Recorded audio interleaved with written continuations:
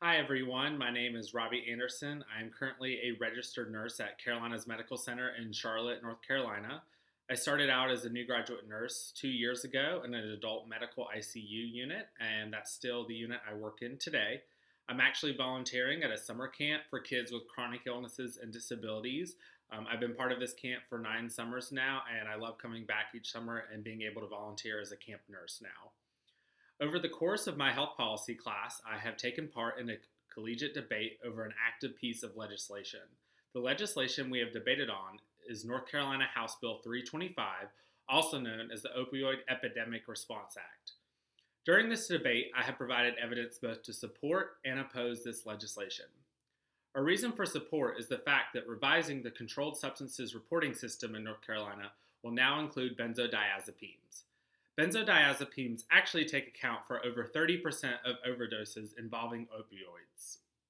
Having these included will help control the number of prescriptions for medications such as Xanax and Valium.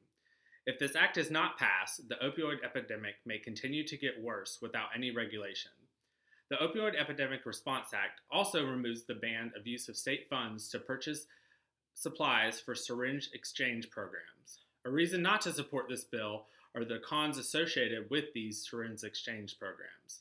These programs aim to decrease transmissions of diseases such as hepatitis C and HIV, but at the same time, is it enabling drug use and making existing problems like overdoses worse? During our debate, this bill was actually signed into law by North Carolina Governor Roy Cooper on July 22, 2019. I commend North Carolina legislators for trying to help minimize opioid overprescription because that is a problem in the general public and the healthcare field.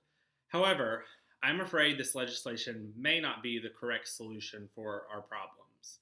My first reason is that I believe providers need education on medications such as buprenorphine, known as Subutex. With this legislation, providers do not have to register in the state to prescribe it.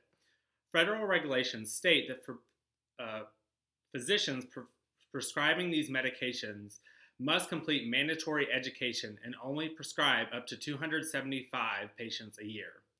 Without regulation, physicians may not be aware of the risks associated with using buprenorphine.